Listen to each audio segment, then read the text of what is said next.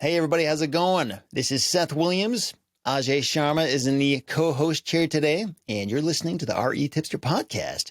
Today, we are interviewing Peter Nukasani. And Peter, I first heard about him when he was interviewed by Jessey of Pebble earlier this year, when he was talking about how he was able to get 1,300 land deals without sending any direct mail. And as I was listening more just to that conversation, it was like, wow, this guy's got a really unique experience, a unique set of skills that I think a lot of people could learn from. And there's actually a lot about Peter that I don't even know yet, but Peter was highly recommended to me by Jaron Barnes. You guys remember Jaron, right?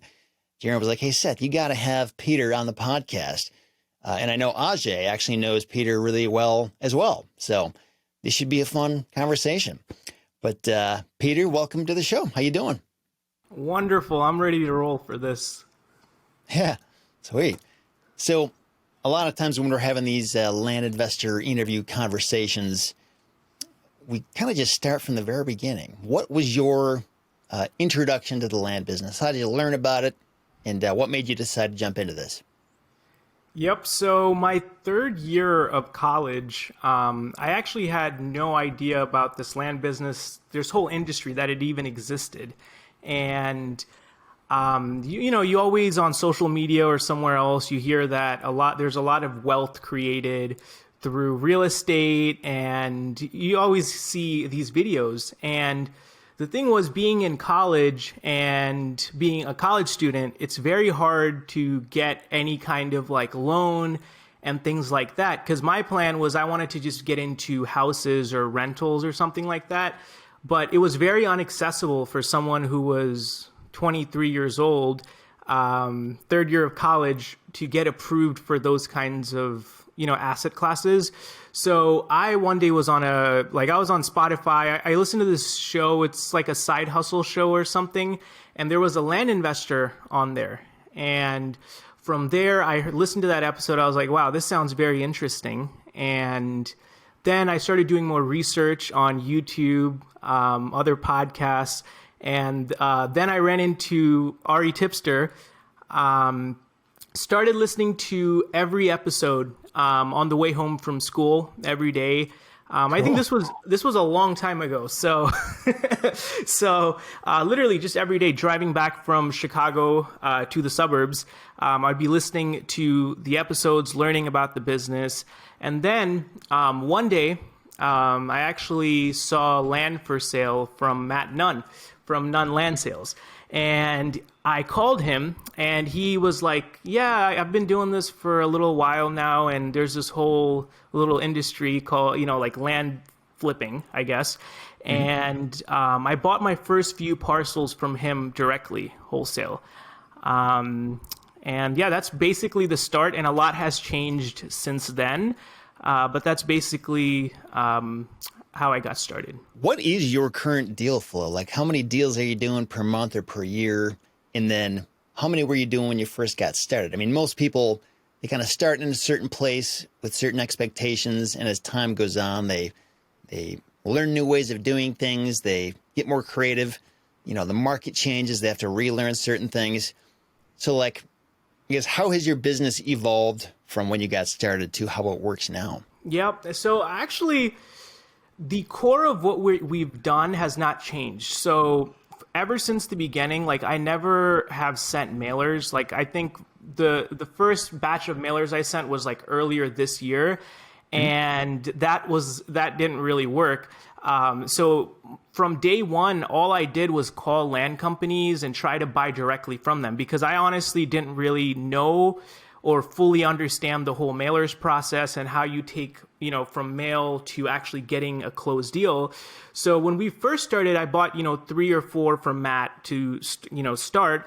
And then I went back and I actually did a land arb deal. And that was a package. It started with 20. And then I went back to them, bought another 50. We did that 5 times. And then we were up to 300 over the span of 6 months. And then this year, we're acquisition-wise, we're north of 1,000 parcels in 2022. Awesome. You might have just said it and I missed it, but this was all just bought from other land flippers, or you're buying these directly from the private owners? Uh, exclusively from land companies. Okay. So Huh. literally, I would just go on LandWatch, see who was selling land under 20,000 and who seemed like they had a lot of land, and I would just call them and be like, "Hey, I'm not. My name is Peter, and I'm interested in buying land. Do you ever wholesale land to other investors?" And some people were kind of like, "Not really, but I'm open to it." And then some people already were doing that, and some people were just not receptive. But when you call enough people, you find a couple of people, and that's all you really need. Yeah. So like if a property is worth, I don't know, $20,000, and the land flipper, like how do the numbers work exactly? Because a lot of us are familiar with the way the formula would work if you're just buying directly from the private owner. But given that original buyer wants to make their profit, like what are you offering them? And does this mean you have to sell at 100% of market value, or does that margin ever get squeezed too thin for you? It can, but usually how it works is, so let's say a land investor bought a piece of land for $3,000 and they're selling it for $10,000. So basically, sometimes they want to get liquidated, and basically they might sell it to me for 5,000. So basically they don't make the full markup, but they still get it off their books quickly. And often it's not like a one kind of it's not like a one parcel kind of deal. It's more like I have 5 acres in Arizona or New Mexico, and sometimes it makes a lot of sense for them over 10 parcels to make 2,000 on each one at one go, rather than having to list it, wait, and just go through that full sales cycle. Yeah. So is it typically like is it their junk properties, stuff that's been on the market for 6+ months and they can't move it, and that's why they're selling it to you? Or do you ever get like really good properties this way? Honestly, sometimes they try to sell the junk properties or whatever, but but most of the times I've honestly have gotten good inventory, because what happens is it becomes such a strong repeat business, right? When you find a good wholesale customer, it's like, all the guys that I work with, I text them every week, and anytime they get something new, I'm buying it from them. So their disposition pipeline, or whatever you call it, is shortened incredibly. And the thing is, if they sell me something bad, or quote unquote bad, we just, it's just like they don't want to risk the business of like losing us as a client. So I don't know if that makes sense, but usually I've never had any issues. I'm sure some deals, like, they don't go as you plan. But for the most part, there's definitely something there, and it's been good. And then when you're selling these things, are you listing them with agents or putting it on land.com, or what's your process, and who is eventually buying this from you? Yeah, so it's kind of crazy. So the first 2 years of when I was in this business, and I got started in late 2019, early 2020, almost 95% was retail. So we were buying all these properties from other investors, and we would list them on our website. And 95% of our business, it was actually retail. So one by one, we were selling them for owner financing to people, I don't know, like who wanted to move out there with their RV or something like that. And we used multiple marketing channels like TikTok, LandWatch, and all the other typical land marketing websites. But now we've really transitioned to a lot of our business is actually wholesale now. So you're buying it from another land investor, and then you're selling it to another land investor? Yes. Really? Wow. So like, And what are the percentages? How does that work? Yeah. So again, it's not as crazy profitable as as like a retail deal, but it's really nice because, for example, we just finished an acquisition a couple months ago of 380 lots in Izard County.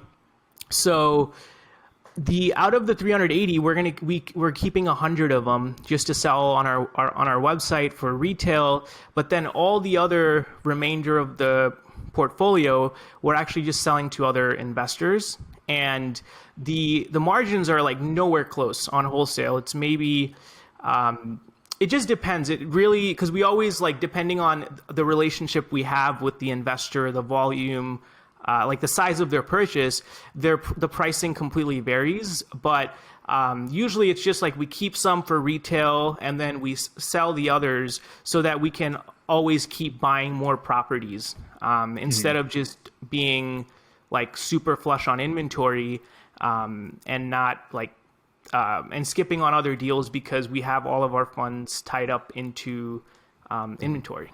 Yeah. It almost makes me think. Go ahead, Ezra. Yeah, I was going to say, it's just really wise. Peter's, I think, dropped some wisdom bombs here that I don't want to neglect right away. First being the fact that he's recycling inventory is just such a good thing to look for, especially as, the market's changing. People are talking about that. It's just good to stay somewhat liquid. And Peter, being a good friend of mine, I'll just share with everybody, he's given me some really good advice. I think it was one of the past times we hung out, Peter and I went to a spa together, and he was telling me that I needed to have a 5-year emergency fund. And, I was like, 5 years, because I've heard 3 months, I've heard 6 months, 12 months. I've never heard 5 years before. And, I'm curious. And so I asked Peter, okay, why do we need to do it that way? Why 5 years? And he was like, Ajay, when you have a 5-year emergency fund, think about the level of clarity you have when you're making decisions. Literally anything can go wrong and you're going to be okay. Any recession could happen and you could weather it, unless something terrible happens, and that's outside of our control. But generally speaking, he's got a really, really good head on his shoulders when it comes to cash flow management. I also just wanted to point out early on when Peter had said that, he got on LandWatch and just saw everybody that was selling land consistently under 20 grand. I mean, he's got great intuition for seeing opportunity. I don't know how many other land investors would get on and, look at all these other investors, and instead of being like, man, there's a lot of competition, Peter says, great, there's an opportunity. And he went out and then played the numbers game like all of us land investors do, right? Like you make enough offers and somebody's going to say yes. And he just happened to do this with investors.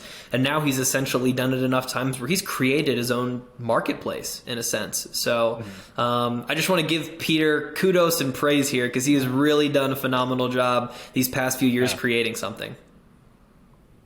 Yeah, that's really cool. Yeah, on that 5-year emergency plan, I haven't heard that either, but I actually have enough money to last me for the rest of my life, provided I don't buy anything. So I'm kind of all set. Now that's going to be hard. Yeah. Seth says, if I don't eat for another 40 years, I'll be okay. Sorry, kids. No more food ever. We're done.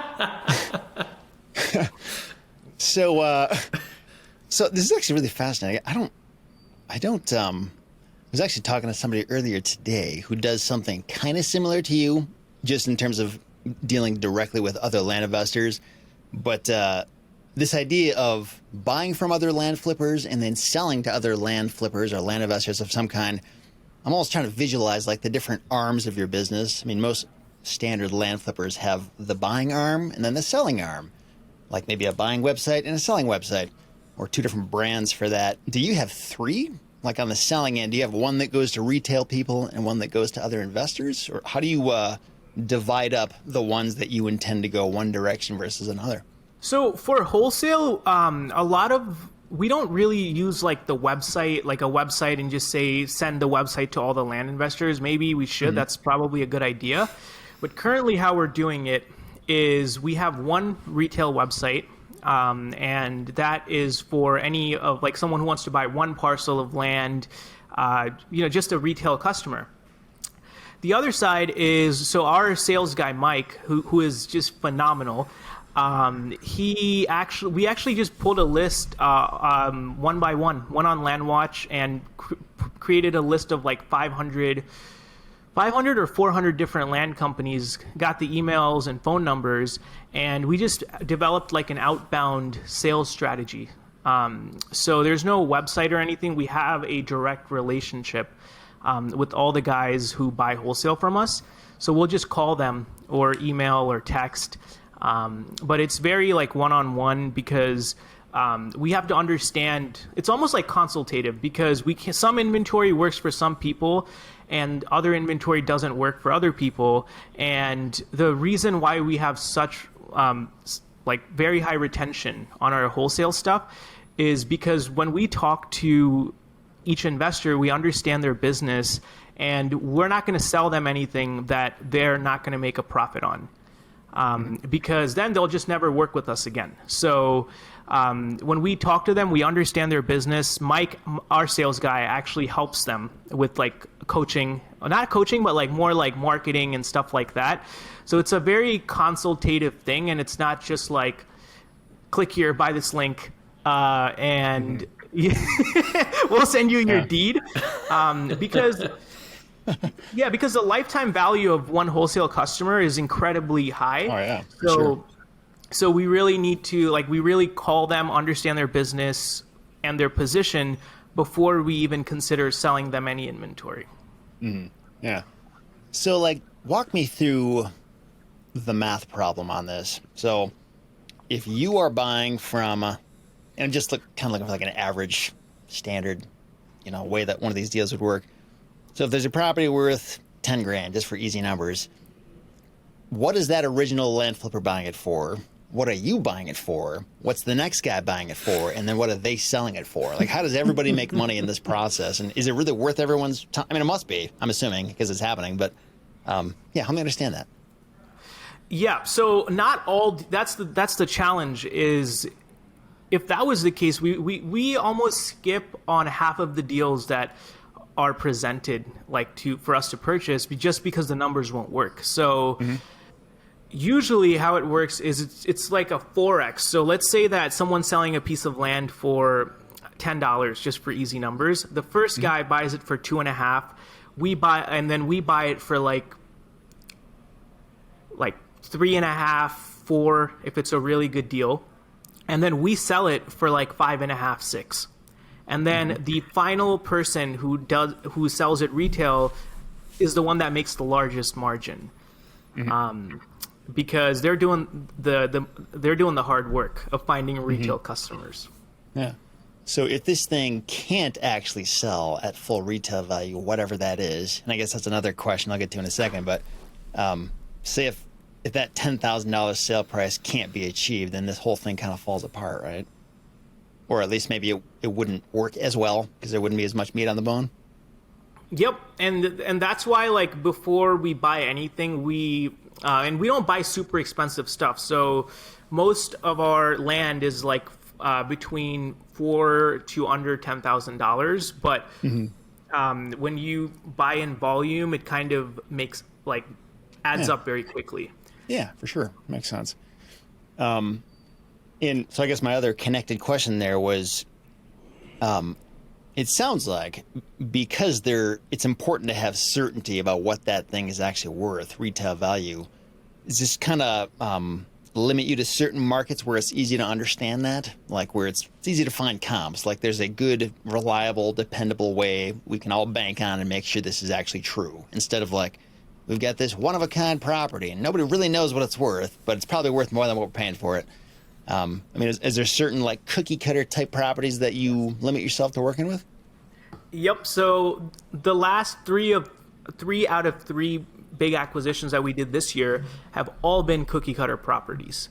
So I love cookie cutter portfolios because that they just have such a high predictability. So even on our retail side, right? If you look at some of our portfolios or whatever, I usually price every lot the same, which is pretty crazy because individual pricing is such a big thing in the land thing and any other property thing. But for the most part, I just see them as units. Like if there's, if they fit, they're in the same area, same acreage, they have access. We price it all the same, and that's just for simplicity. So because if we were to sit there and individually price out, all these properties wholesale and all these properties retail, I think it would be a mess. So, so we just put a cookie cutter price on the wholesale and on the retail side of it. Mm-hmm. Gotcha. Does this ever not work? Like for anybody in this process, like that? And maybe, I don't know how much you follow up to see, did you sell at that price or what? But, I don't know, has it ever happened where it's like, oh man, we just made the wrong estimate here. Like, it's not actually worth that. We overpaid. Or are you able to steer clear of that for the most part in some way? So far, we have steer cleared of it. Knock on wood. But but the thing is, it's when I'm kind of on the very conservative side when it comes to taking bets, because if we're wrong, we weren't wrong on 1 or 2 parcels. We were wrong on 200 or 300. Yeah. So usually there's definitely a big margin of safety if we're ever going to even buy anything. And that's been kind of like our insurance policy, is just to have a giant big margin of safety so that we're protected and our wholesale customers are also protected. I would also think at some point, if you figured out your evaluation was off, you could always pivot and just sell a lot more of your units retail versus wholesale, because, regardless of how off you were, there should still be that margin of safety on the retail front to recoup a lot of your investment, right? Yes. Yep. So if sometimes some smaller portfolios, like 50 or 100 lots, we won't even wholesale them. Mm-hmm. So we'll just throw them up on the website, and it just makes more sense for retail. So there's only just a few things that are offered wholesale when the numbers work. So it's not like every property we can just wholesale them, because it's just sometimes it just won't work. Mm-hmm. Sure. You mentioned this sales guy, Mike. So it sounds like he plays a pretty important role in connecting you guys with a lot of your end buyers who are other investors.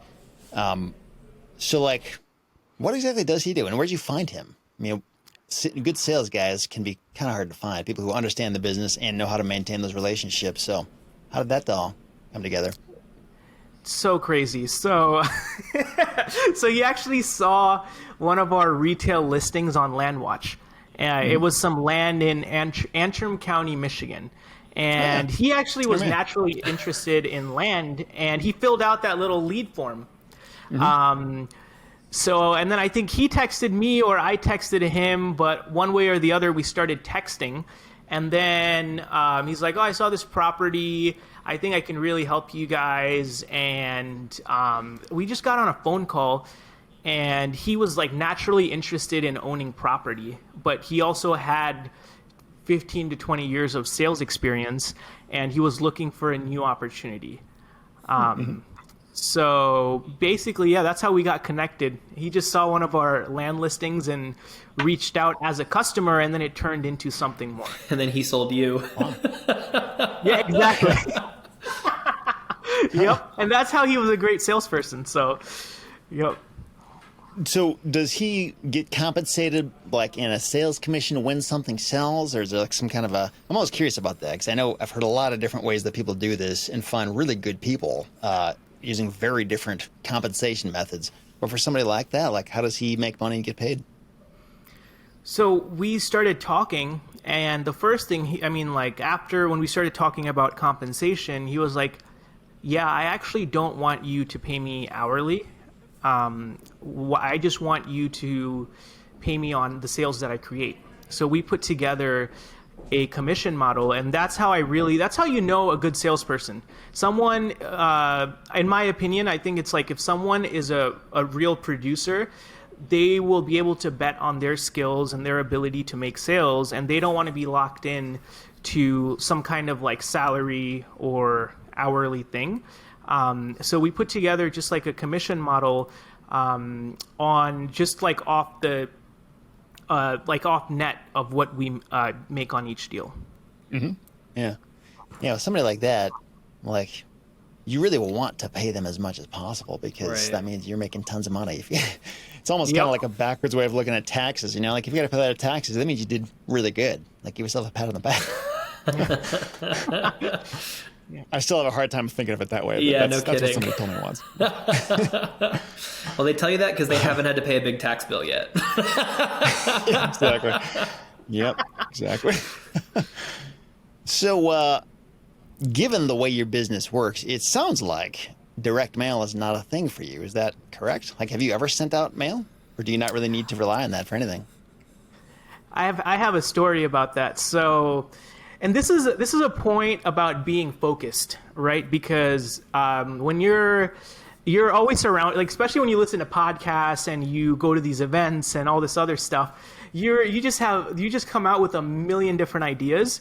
And I had a phase at that point when I was very inspired and very motivated to send mailers. So I put together. We sent it was so bad. We sent 50,000 mailers in 6 weeks. And it was my first time ever sending mailers. And it was all like neutral. Basically, there was no price on them. So we just got blown up with the response. But we had two people who were just getting trained on how to do intake. And the whole thing fell apart. And then after that, I was like, I think I've had my fun with mailing, and we're going to get back to our main business. So, but now maybe we're going to experiment with doing some mailers, but not on the acquisition side, but more so for our retail, for like retail sales. So we would be sending out like postcards saying land in Arkansas, owner financing to existing landowners. Gotcha. So direct mail is a part of your business currently, or that was just kind of the 50,000 thing? That was just kind of like just one massive mistake and kind of moved on. Yes. Yeah. So we haven't touched mailing since then. Okay. Gotcha. So I'm just saying, like, now we might start experimenting with it again. Yeah. It's like when my kids have to take driver's training, I'm gonna only let them drive a monster truck that has a minimum speed of 100 miles an hour, and we'll see how that goes. Yep. Were you going to say something, Ajay? Yeah, I was. I was just going to say, it was hysterical when Peter and I met at this mastermind event. The four of us were chatting, and Peter brought up that he'd never used direct mail as part of his acquisition strategy, and I was in a room with investors where all of us only used direct mail. I think we'd done a little bit of texting and cold calling and stuff, but direct mail had been our primary form of marketing for acquisitions. And we hear Peter complaining. He's like, yeah, it's crazy. These leads come in and you've got to like price them and call the sellers and do this stuff. We're like, Peter, that's our entire business, man. What do you mean? And it's funny, because Peter's got such a unique business model. He just has different pain points than us. And so it was really interesting highlighting that. But him being so versatile, he recognizes that there's still a lot of value in mail as a marketing channel. So I think what he was sharing a moment ago, Peter, feel free to correct me if I'm wrong here, but you're looking at using direct mail as part of your disposition strategy to get in front of people's faces. Exactly. So exclusively for disposition. Got it. Yeah, I'm glad you pointed that out, Ajay. I'm not sure that I thought I heard that, but I just kind of dismissed it because, like, no, he couldn't possibly mean that. So you're gonna like get a bunch of lists of people that you think are gonna want to buy land, and then send them like ads, basically, like what a realtor does. 100%. So, I tested that on a small scale a little while ago, and it was actually mailers to land companies, and we did get some wholesale customers off of that.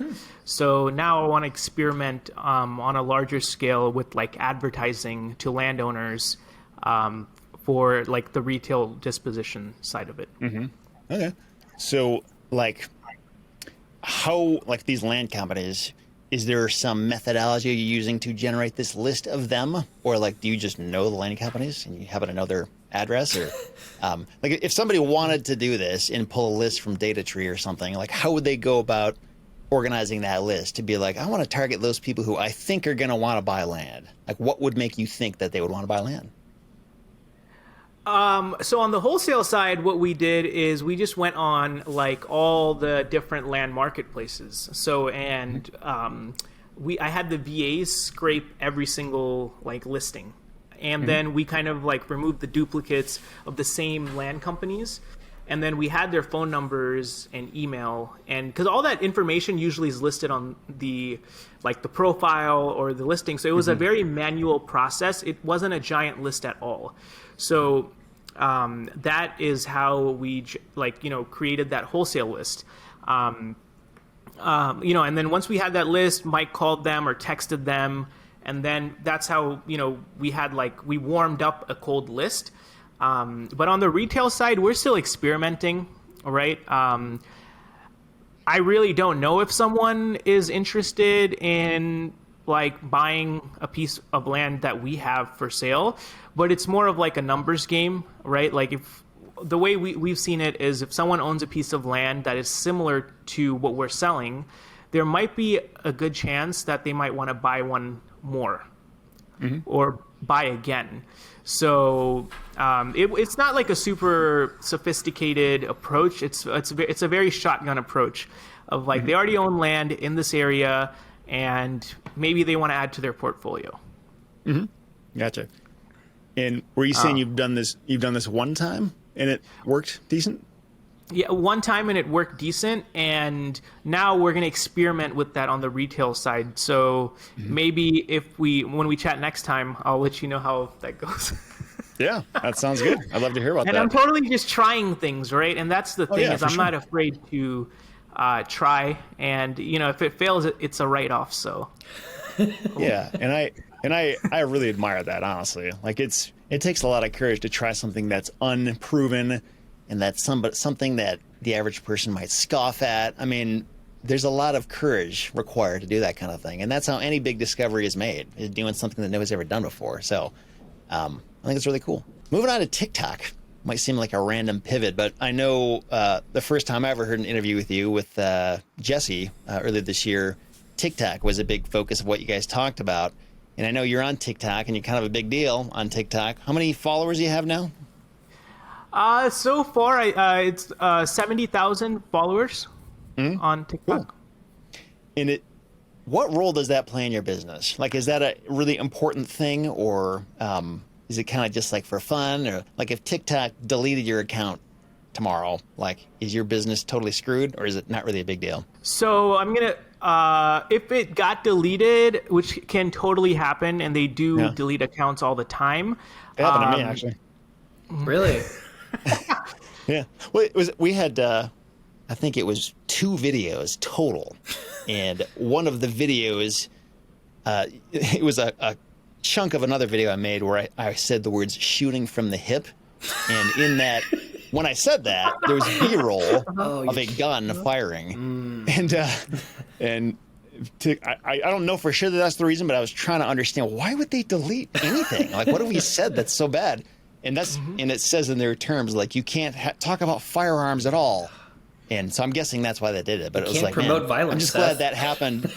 I know. I'm a pretty nasty guy. But I'm glad it happened when we were nothing. And we're still nothing. But I'm glad it happened then instead of when I'm, where you're at, Peter. I mean, that would be, I don't know, that would just really be horrible. Right. To put all that work into something and then just take it off. But that's true. But I'm sorry. So how important is TikTok?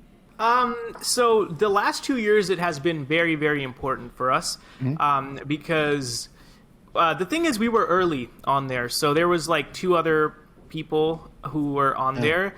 And so we were I was very early on that platform.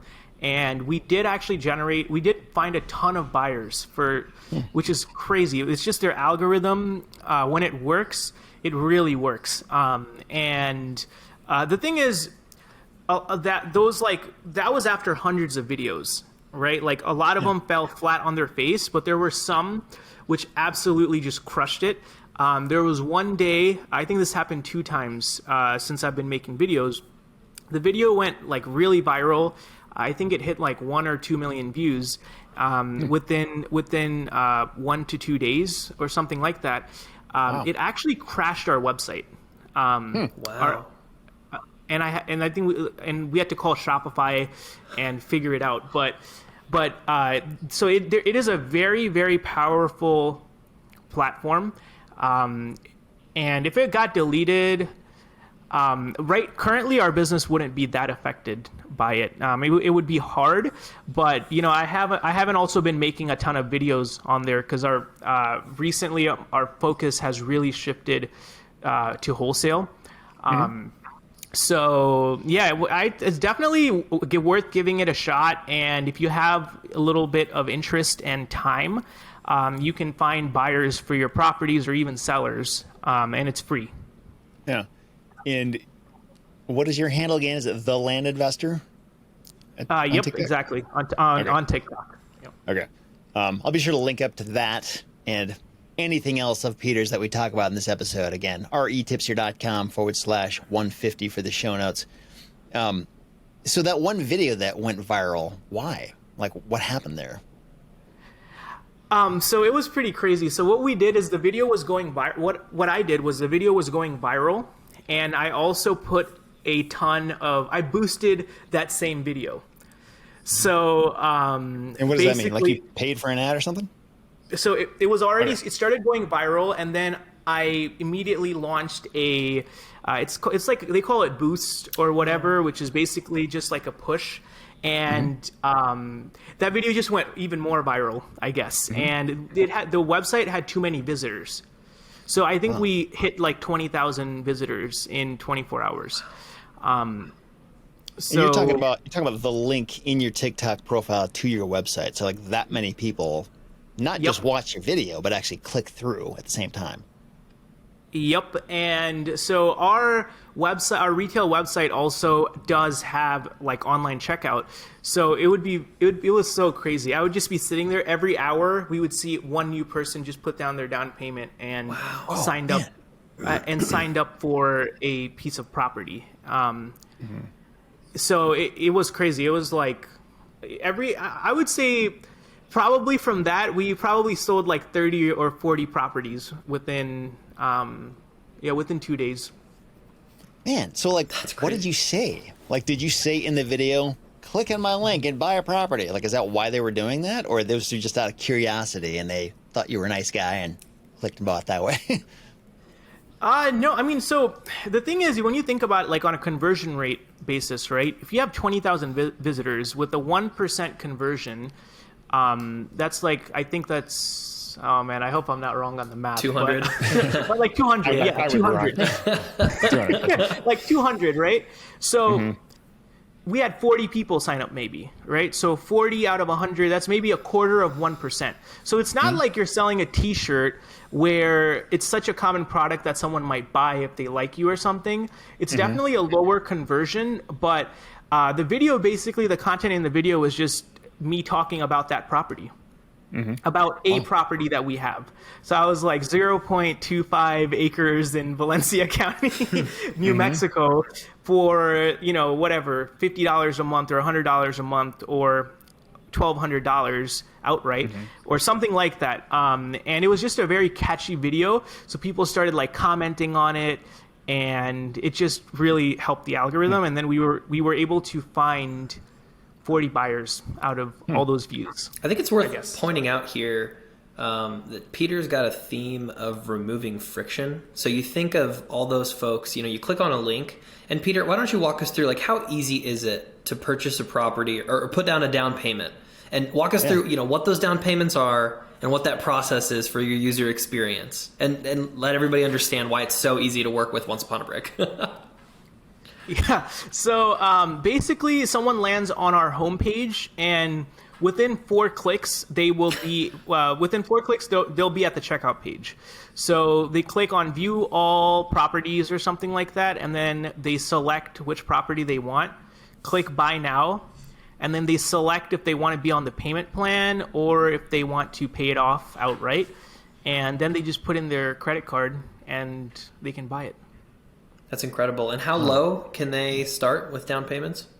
Now when we started, it was a lot less because our acquisition cost was very low. But now I think it's at like starting at around $100. Okay. Or like $100. So they just put down $100 and they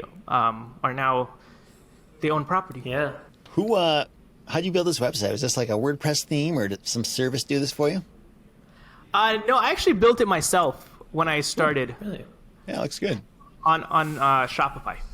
Yeah. And this is onceuponabrick.com, in case you didn't already catch that. Yep, onceuponabrick.com. I'm seeing in this listing here, it looks like you got featured in all these places. Business Insider, Associated. Yeah. How did that work? I actually just hired a PR company. And, and they did it for us. So they somehow got you featured in these places? Mm-hmm. And anyone can do that. You just type in as seen in services or as seen on services on Google, and you can slap those logos everywhere. Wow. Does this service send you some verified link? Like, look at this page where there's a link to your site, or there's you're mentioned here in some way. Does it have to be verified somehow, or? Yeah, they sent me a spreadsheet of all the the links and stuff. It's basically a press release, right? Mm-hmm. And I think and then they give you that link so you can link it up on your website, pretty much. Mm-hmm. Gotcha. Cool. Yeah, well, now you can put REtipster in there, and that'll... Wonderful. Yeah, right. Just put that in bold above all the other logos, because that's the one that matters the most. It's going to be the first one, Seth. Sweet. Yeah, I mean, who's heard of Sweet Business Insider, right? Huh? Nobody. I know earlier I was just pointing out, so again, with Peter, done a great job of removing friction, right? Example one was just website, 4 clicks. He's almost as good as Jeff Bezos. He's coming for him. Another place, though, is just this marketplace that we talked about, right? I mean, the reason people are okay taking these small margins is because Peter makes it effortless for all these buyers and sellers that he's worked with to effectively be like, hey, here are your margins, here's what I'll pay, bada bing, bada boom, and there's speed involved. And so he's able to provide such a value that is so unique to what I've seen in the land investing space that he's just done a really good job of removing friction with all of the parties he works with. Mm-hmm. Gotcha. Going through your checkout right now on one of your properties, looks like you can either choose to own it on terms or just pay the full price. And if I pay the full price, next page is a little form where I can fill out the name I want on the deed and the tax address. I haven't clicked next yet, but... it looks. I'm assuming the next one is your credit card. Yeah, get your credit card out, Seth. So yeah, I know Shopify is a big deal for e-commerce platforms. I haven't used it, but I hear people talk about it all the time. Is this So I haven't seen somebody using it for selling land. In terms of handling credit card payments or however they can pay. Can they pay by ACH too, or something like that, or just credit card? We could do ACH, but 90% of retail customers just put in their credit or debit card. Mm-hmm. And is that happening through MoonClerk? Because I see a MoonClerk logo here too. It does. Yep. Okay. So what? I'm just trying to visualize this. So what does Shopify do, and what does MoonClerk do? Why do you need Shopify instead of just using MoonClerk? Yep. So Shopify is, you're right, Seth. Not a lot of real estate or land people use Shopify. And there are much better websites and tools and, whatever out there that are specifically for land companies and land investors. And it might actually work better. The reason is I did the website myself, and Shopify was a platform that I was comfortable with because I've built websites on there in the past. So I just figured out how can I create a land website on Shopify. So, and right now I really don't want to mess around because with changing that or transitioning to something like WordPress, Carrot. There's so many other better, there's better ones, but it's just the cost for us to move now from Shopify to something else is very, very, very hard. So we've just stuck with it and tried to make it better. Okay. So Shopify is the website, and then MoonClerk, that's when you're filling out the form to make the payment. That's where MoonClerk is, right? That's the payment gateway. Payment gateway. Okay. Any other services involved with that? I know being able to accept credit card payments is something a lot of people want to do, but there's not a good, easy way to do it without risking getting everything shut down. You're not supposed to do that. But it doesn't sound like that's ever been an issue with you, right? Sometimes, but so far it's been good.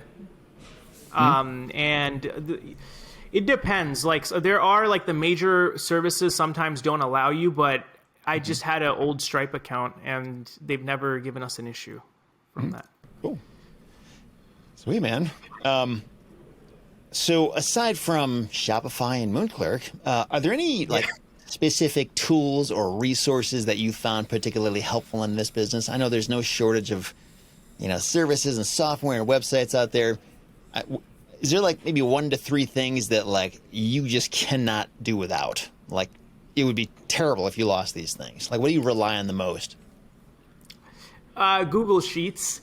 So I think that. Wow. So yeah. So Google Sheets. Yes, the Google Sheets is very, very important for our business.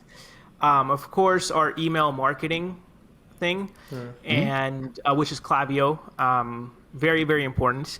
And then Follow Up Boss, which is our CRM, which was a complete game changer, because now we were able to separate a list of our retail customers and our wholesale customers, and all their information's in there.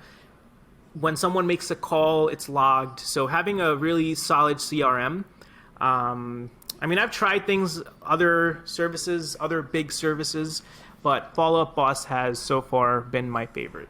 Mm-hmm. Can I ask, Peter, I know you are somebody who has leveraged, this isn't exactly a tool, but you've leveraged Fiverr pretty extensively. Can you share with everyone what kinds of things you've used it for, what you use it for regularly, and how it's helped you grow and scale your business? Absolutely. So, hiring. So we just hired a new marketing person today, which I found on Fiverr.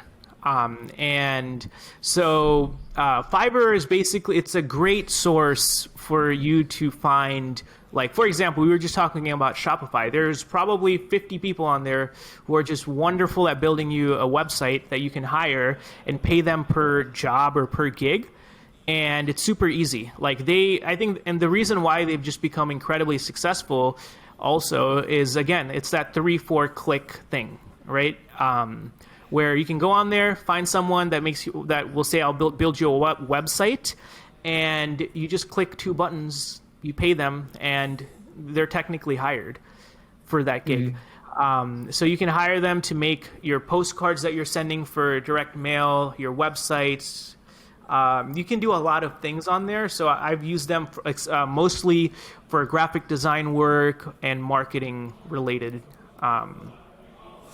gigs.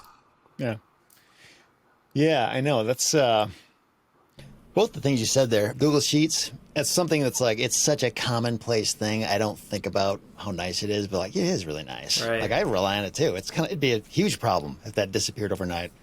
And Fiverr too. Like I've used Fiverr a ton over the years for all kinds of random things. And sometimes I've referred to it as like the Walmart of online outsourcing. Like it's pretty cheap, and sometimes that's indicative of value, but not always. There's like really good value to be found there. But sometimes just hearing you talk, like I feel like I'm almost underutilizing it. Like there's a lot more I could be finding there, and they do make it super simple to find like pretty good talent sometimes. And even if it like bombs, it's like, okay, well, that was like $100, not a big deal, depending on what the project is. So when you consider all the things that you are good at, and sometimes this is hard for us to recognize because we're good at them and they don't seem like anything special. But when you think of the things that you can do well, what do you think is your unfair advantage? Like, what can you do well that other people can't do well in this space? And how has that contributed to your success? So I think the first thing is being a connector, right? Is doing things like creating lists and calling people, talking to them, building relationships. So being able to really kind of get down and like really call people, connect with them, text them.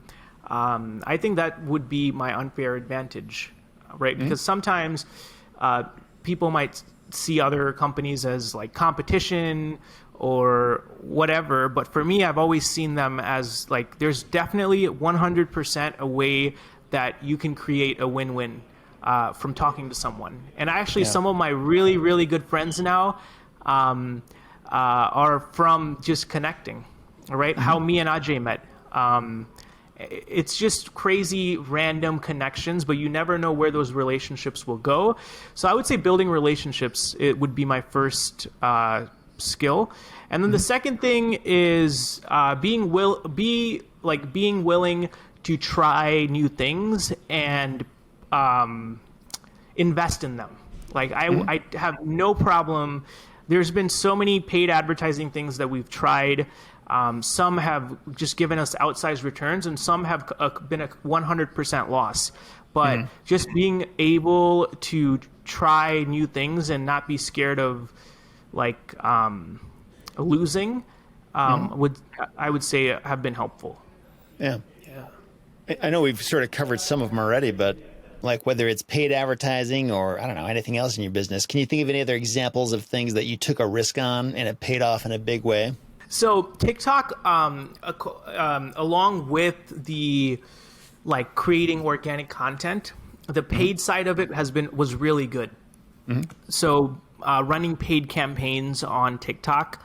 Now we're experimenting with things like even like you can create an ad now on like Netflix or Hulu, or I think it's Hulu, where there's going to be a lot of new opportunities available where you can like advertise on untraditional platforms. So like I think it's Hulu, but like imagine if you could put like a ad for like land for sale on Hulu. Right? Yeah. Or Reddit or Twitter. So the platform itself is not really that big of that important. There's no like magic platform. It's more so finding a magic audience and reaching them regardless of platform. If I could highlight a couple more of Peter's talents here, just as somebody who's a friend of his, superpowers, if you will. I think that was your verbiage, Seth. Related to his first point, he's not afraid to pick up the phone, and I think that's something, it doesn't matter how old you are. You get it a lot with Peter and I's age group. Anybody under 30 is really, really scared to pick up the phone sometimes and just make calls because our generation's just had the luxury of texting the entire time. So those folks that are willing to just have such an advantage because you can build relationships, because you can build rapport, because you can hear emotions and inflection in your voice. And so Peter's willingness to just always pick up the phone, make a call, and get things done has been really, really good for him. Number two, I would say he just doesn't have, and you probably do, but on the outside, it doesn't seem like he has limiting beliefs. Like he's one of those guys that just does whatever he does because nobody ever told him he couldn't. I think a lot of people have trouble breaking ideologies that you shouldn't be an entrepreneur, you shouldn't be able to make certain amounts of money, especially at certain age groups, build businesses, hire employees, what have you. Peter doesn't subscribe to any of that. I mean, he's just done such a good job of taking action. And it's like, why did you think to do that? Or why did you do that? And Peter's response would frequently be, why not? And he would just take a stab at it. So I just wanted to brag on him for a second as one of my good friends and somebody I'm proud to be here with right now. Yeah. Thank you, Ajay. Yeah, that's awesome. So where would you... Go ahead. Sorry, Seth. No, so I was going to say the reason for that, that I just want to share, which I think can add value, is when I first got, so I'll tell you, it is the most crazy story. So in 2017, I actually saw someone was selling land on eBay. And I actually messaged that person on eBay because I was looking for real estate. I've always been fascinated with real estate because you just see videos, whatever. So I saw that someone was selling land on eBay, messaged this person. Apparently, the dude lived like 20 miles away from where I was at in Chicago. So I actually met him, and this was still like, I think this was maybe early, like first year of college first year of college, I think. So met him at a Starbucks, and he was like, yeah, we can sell you these properties and all this stuff. And I was a skeptic, right? I was a skeptic, and if I got into the same business at that time, we would be much further along. And full circle, a few years later, 2020, early 2020, we got reconnected again because, again, I was making my cold calls to all these land companies. And he's like, hey, are you the guy that we met in Starbucks Wow, that's crazy. in 2017 in Chicago? And now he's moved to Texas and all that. Started working together that day. And even then, I was a skeptic. I was like, oh, it's probably not that good, me buying from you wholesale and like all this stuff, right? So I was still a skeptic at that point, and that has probably been the highest producing relationship for us to this day. And this was something that I had an opportunity to be a part of in 2017, or it was very, very early. So we bought the most land from them in last year in 2021. So for me, and the guy was like, hey man, I told you that, because that was my limiting belief, is I thought, because I've been burned before in another business, and I kept that story with me for a very long time. And that experience helped me let go of that. And start thinking in a more abundant frame, because for a while I was like, yeah, but I don't know if we're going to make money on that and all this stuff.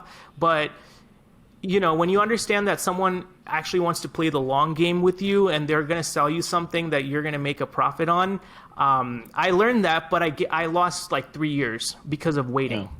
Yeah. So that was the story that I thought would add value about sometimes being a skeptic can be expensive. Oh, for sure. Yeah, and that's a lot of people can relate to that. I mean, that's just every day I hear that kind of thing from people, and it sounds like you were a skeptic at one point, and then there was a point at which you were not a skeptic. So, like, what happened? Was there some event? Like, did you see something and open your eyes, or I don't know, did you dip your toe in the water and it's like, oh, that worked. Let's dip it in a little bit further. Take me through that mental journey of not believing to believing. Yep. So when I first met this, so when we met this person again, so I bought like 5 or 10 lots from him, and he had like 100, and that it would have been the best acquisition if we bought those lots, because those lots today, like 2 years later, are like, they sell for a much more than what I could have bought them for at that time. So bought 5, bought 10, started selling them. And then, later I went back and I bought like another 5, another 10. I kept playing small, taking these small bets. It was fine. But then the third time, what happened was he had a very good portfolio of lots, and I, again, took a small bet.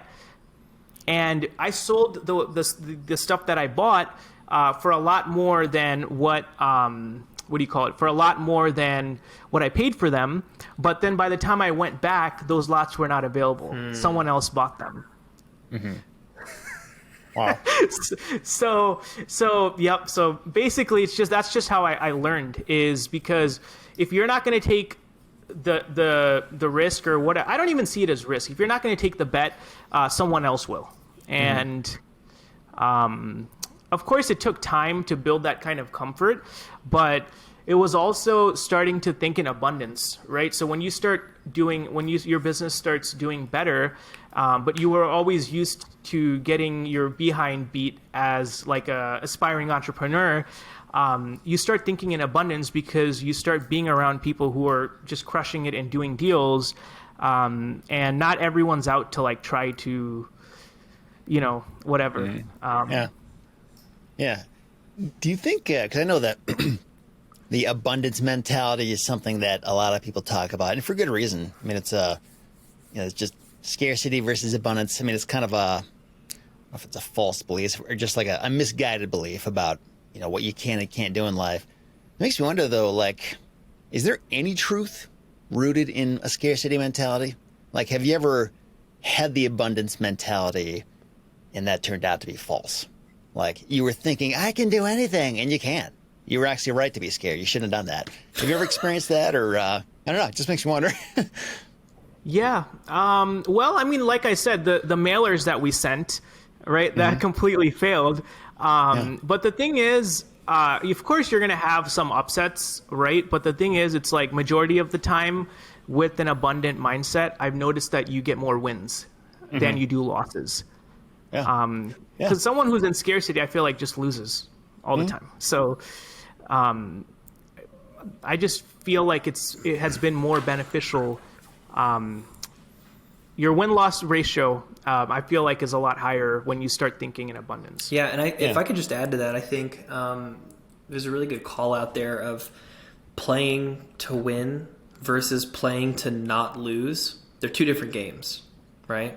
Like on one side, you're basically just playing defense, either trying to conserve or do well enough, versus, I mean, really winning and dominating they're just two very different games. You know, they come with different mindsets and ideally different outcomes. But if you're going to play to win, you have to be okay to fail, I think is what that comes down to. Yeah. In my own business, I know I thought I was playing to win for a long, long time, but there were parts of me that were too scared to let go that really held me back. So I was sharing with Peter and those guys we masterminded with we've got a group message thread.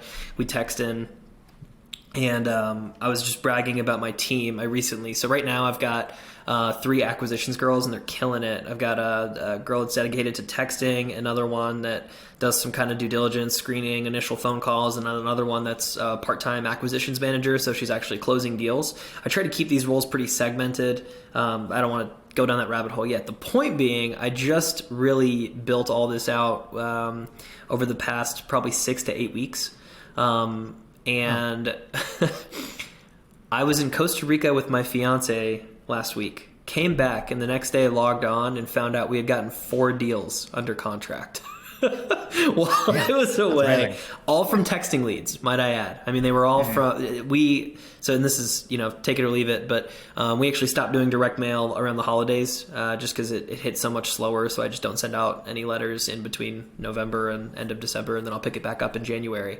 But we just turned up the dial because we were like, well, we have bandwidth from not processing mail leads. Let's just get this out. But my point being, I didn't hire for such a long time. And I thought it was because of limiting beliefs, right? I didn't think I knew how to manage effectively. I didn't think I could let go of certain tasks that were revenue generating. But in all reality, I was playing to not lose. And because of that, I was the bottleneck of my own business. Alex Hormozi, if anybody follows his content, fantastic YouTuber, he talks about, in an interview I was listening to him, talks about constraint theory. It's the same expression basically as chain is only as strong as its weakest link, right? Your business process is only as strong as whatever your constraint is. So you need to figure it out and remove it. And my business was having a huge problem when it came to processing leads. And we could get leads in the door all day long, but similar to what Peter was talking about, right? You can send out 50,000 mailers, but if you don't have the bandwidth to process those, what good does it do? And so you have a constraint here of processing leads and not of getting leads in the door. And so it's just been really interesting processing through this over the past few months and realizing there's going to be this huge uptick in our acquisitions over time because I was willing to make a couple of hires, which really are not that crazy. But super long-winded there. So sorry I went off on a tangent. Just felt the need to share all that. Oh, man, we got to do a podcast interview with you about those hires sometime. That sounds like some amazing information. I'd be happy to, yeah. Found them, and yeah, that'd be amazing. So I know there's some other important questions we wanted to get to here before we end this thing. So, Ajay, I think you had this question here about working 25 hours a day or something? Because I didn't put that in there. Yeah, I think it's a good question, though. You want to ask it? Yeah. So, Peter, you do a lot. You're accomplishing a lot. You're changing things often. You're iterating. You're learning. Anybody on the outside would look at you as, how old are you? 24, 25? 25. 25, right? Look at you as a 25-year-old who's been in this for a couple of years and say, okay, this dude's got to be working 25 hours a day, right?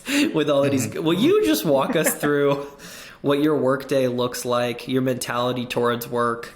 Let everybody kind of see behind the curtain. What does it look like in Peter's brain and in his life? So yes, Ajay. So I actually don't. I don't work 25 hours a day. I don't work 24 hours a day or anything. But the thing is, so when I first started, I did put in a lot of hours and all this amazing stuff. But now I actually don't. I work maybe 4 hours a day. But the thing is, it's 3 to 4 hours of dedicated work. But a lot of my work it's around the clock, right? It's like sometimes, people say, okay, I work Monday to Friday from this time to that time. I don't really have a schedule like that, but I would say about 3 to 4 hours of dedicated work a day. But a lot of that sometimes is like, okay, after I leave the gym, I'll call my sales guy, or I'll call the operation, like Noah, or whatever. But the thing is, like, I used to be like working all the time. I'd literally wake up and then like work until I go to bed, and maybe go to the gym once. But that, honestly, when I stopped doing a whole bunch of stuff is when it actually started working better, and just putting in the right people, and figuring out a way is how can I afford to bring on team members, right? So that's been a game changer, right? Because for a long period of time, like, I started my first business when I was like 15 years old. And I was just working, but it never gave me time to actually like sit back and look and actually plug in the holes, right? Because I was always on this treadmill.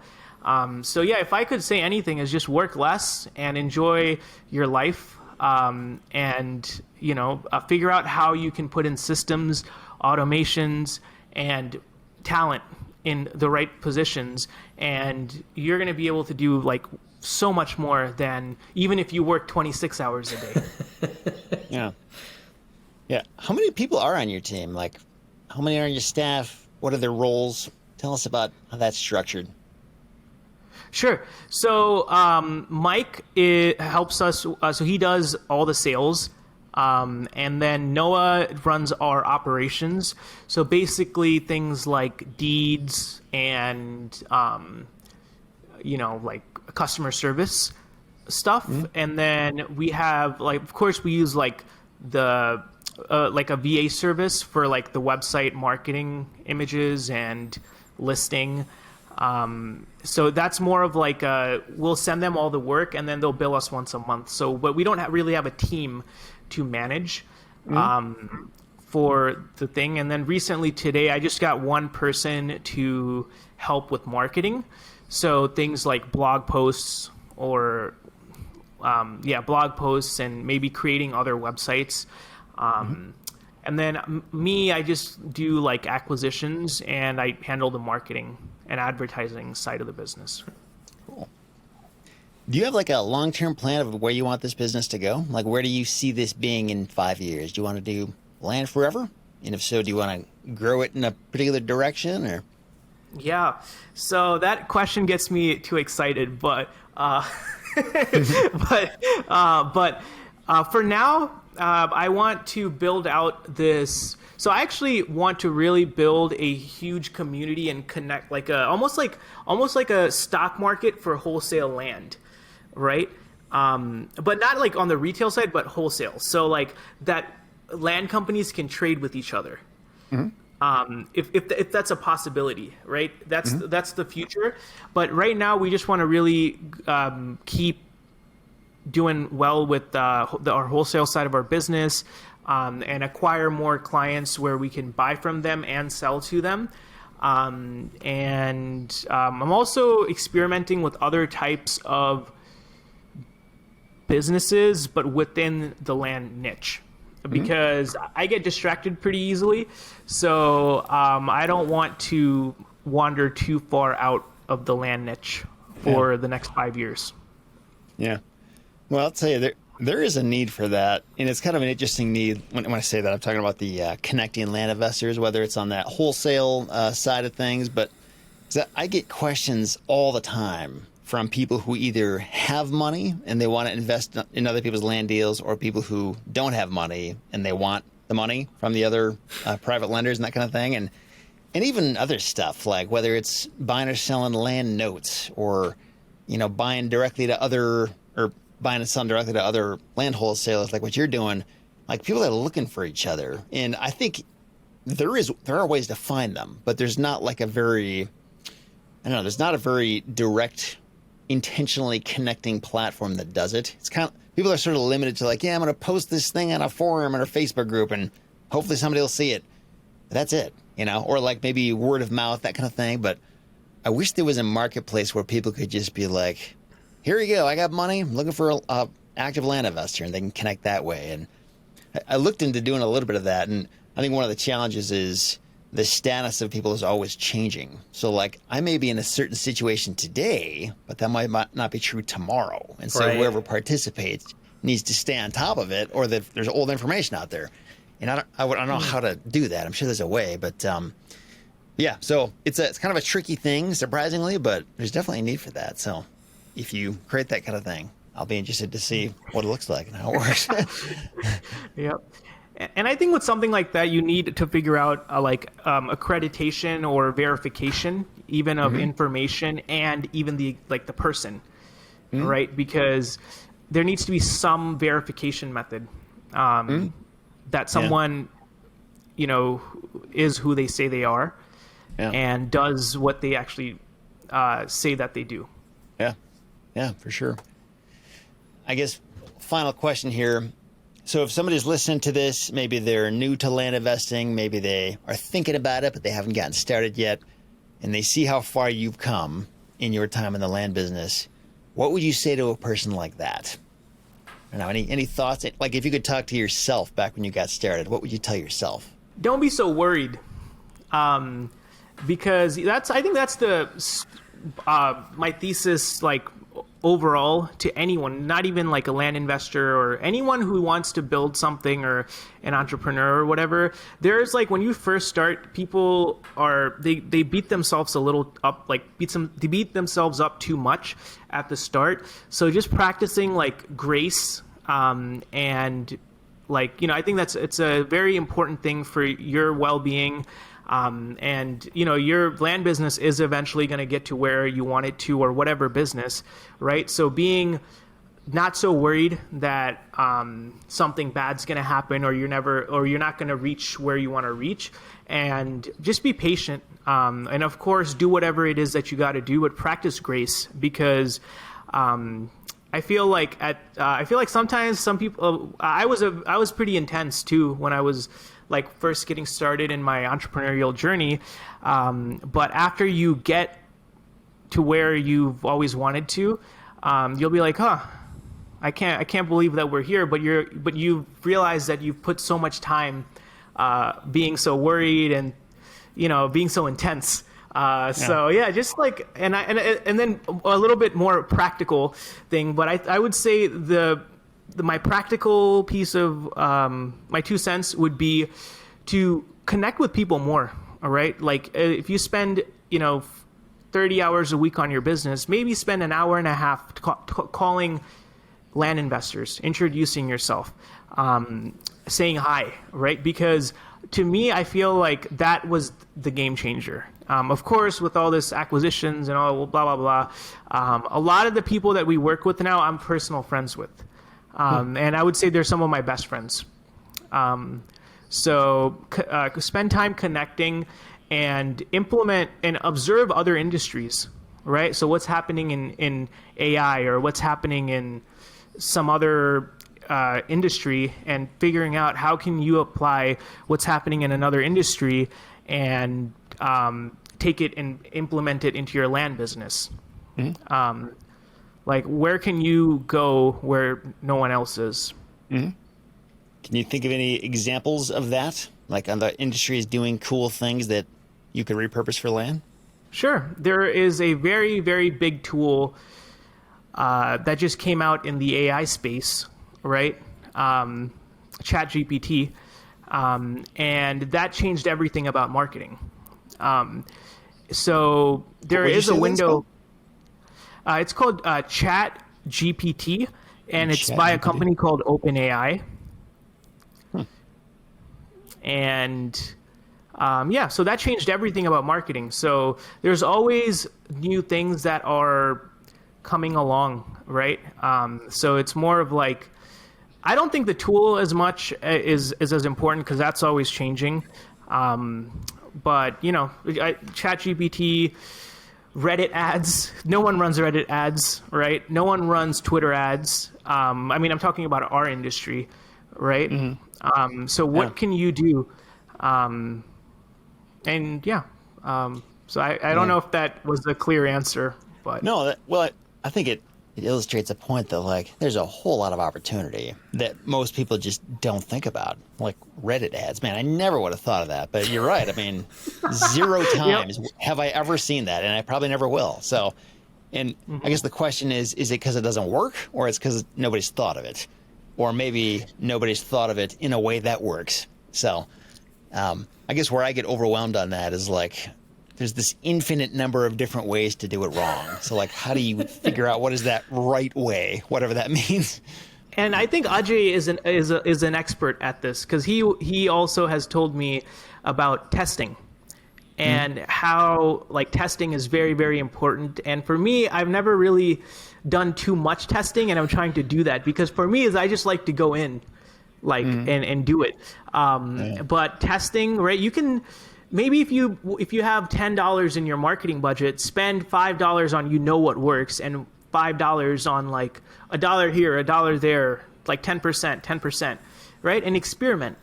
And yeah, there is no competition, right? I just said the tool that we're implementing now, and there's no gatekeeping. I think the people that are going to really do it are going to do it anyway. And I feel like a competition is kind of an illusion. Yeah. Yeah, I know there's all kinds of ways to split test stuff and do that kind of thing. I just learned about something called Google Optimize. Have you guys ever heard of that? No. I'd never heard of this until probably a couple months ago. I've got this consultant, and he's helping me figure out all kinds of stuff with REtipster that I didn't even know existed. And Google Optimize, you can basically plug in 2 different versions of a website, like whether it's a landing page or a blog post or whatever it is, and it'll just automatically split test it for you. So whenever people show up, whether they directly go to that URL or hit it through a search result, it'll just 50-50 decide, nope, you're going to this one, and then nope, you're going to this other one. And it does this for a few thousand times, and it tells you pretty clearly what the winner is in terms of people are staying longer on this one, or people are buying through this one. Interesting. So yeah, there's that, and then there's like, there's something called Crazy Egg. There's another one, is Hotjar, where they put heat maps on your website, and you can figure out like how far are people scrolling down this website, and when are they leaving. So you can figure out when are they getting bored and not hanging out there anymore. And like what buttons are they clicking on the most? If you have 3 links to the same place, one's a button, one's just a word, and one's a picture, what's getting the most action? And like you would never know this stuff if you didn't test it out like this. And something I learned is that I used to put videos on REtipster at like the bottom of the blog post until I realized that 90% of people don't scroll at the bottom of the blog post. Like they never even see the thing. So like if there's something really important you want them to see, put it right up at top. They call it above the fold. So they don't have to scroll at all to see the thing. And I think the thing that frustrates me is like, this is one of a million things to investigate in everyday business. And it's easy to just forget about it or not even think about it. But you can learn a lot through that kind of stuff. So. That's the fun, though, isn't it, Seth? Right? Like, if it were easy, everyone would do it. And so you get to kind of dive into the sandbox and see what's going on. And I don't know. That's the stuff that keeps me way too excited when I try to go to sleep at night and then I can't, because my mind's like, well, what if we try this? And I frequently ask myself, what would I regret the least? And Peter pointed out how I like to test a lot. And so, I'll play this game where let's say a new investor's coming in. They're like, I want to invest in land. I'm like, great. Here's what I would do to get started. Maybe point them to some learning resources before they actually do anything. Be like, great, we want speed, right? So what would we do for speed? Well, we'd probably go postcards, okay, right? Because you can do priority mail on a postcard and do neutral messaging to get the highest response rate in the quickest amount of time. But maybe they want blind offers for a certain response. So it's funny to play this game of like, what would I regret the least? What gives us the most or least amount of risk? How do you play it in a way where maybe you're overspending on $15 for this iteration, but you would have overspent on $3,000 had you done it in some big mass 50,000 mailer type instead of just testing to see if it works. And so, I don't know. I love playing that game. My brain is a very bad version of a Monte Carlo simulation, if you know what that is. I don't actually. I It's like a thing operations professional use for optimization of systems. They use it a lot in like procurement and stuff like that. It's like moving stuff around and optimizing stuff. And we did it in some advanced Excel class I took in college. That's the only reason I know what it is. Now, Peter, you mentioned this ChatGPT. So did you say you're actually using that right now? I want to use it. So we're about what is that? Seth, I wish I could give you a better answer. But to what I know is it is a very big deal. I mean, but that's just one, right? There is Copy AI. There is Jasper AI. There's so many different tools. That's just 3. But it's basically, you can ask it to do things for you or write things for you, right? If you wanted to write sales, like your YouTube video, if you wanted to write you a title, an SEO optimized title, it could do that for you. And it's pretty decent. I think I don't think it has to necessarily replace a human. I think it can help a human work faster and get more done faster. That's interesting. I know I've seen different AI bots where you can like plug in keywords and it'll like come up with a headline or even try to write a whole article for you. And it's kind of interesting. I'm sure this is going to improve a lot in the years to come, but the ones I've seen, it kind of like gives you a few options. Some of them are just total garbage, but it's almost like good for inspiration. Like, oh yeah, that's interesting. I never would have thought of that. You can kind of, but it sounds like this is more sophisticated than that, or? Yep, and this is part, and I'm honestly like, this isn't really a big thing in the real estate thing, but it's very big if you look at other industries. It's like all the rage. And like if you look at things like tech Twitter, or if you look at the software space and what they're talking about, this is one of the biggest things, and this is very recent and new, so you can be early. Cool, man. Well, Peter, it's been awesome to talk to you. I appreciate you spending your time with us. If people want to find out more about you, where should they go? What should they do? Yep. So onceuponabrick.com would be wonderful. And my personal email is it's sales, so SALES at onceuponabrick.com. And then, of course, Mike is always available. He loves, he's a conversationalist. So, and he actually now has more contact with, the like other land companies. And so he's definitely a great source of knowledge and connections, right? So he works directly with all of our wholesale customers now more than I do. Yep. So you can email me at sales@onceuponabrick, or you can hit up Mike, and the number is all over the website. It's almost like spam. Yeah. Oh man, that's awesome.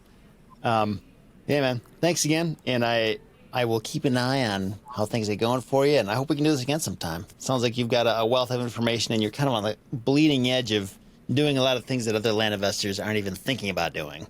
So, and I'm sure as you continue to do that, you will continue to discover new, brilliant ways to get things done that most people will never know about because they're not doing what you're doing. So I'm excited to see where it goes for you.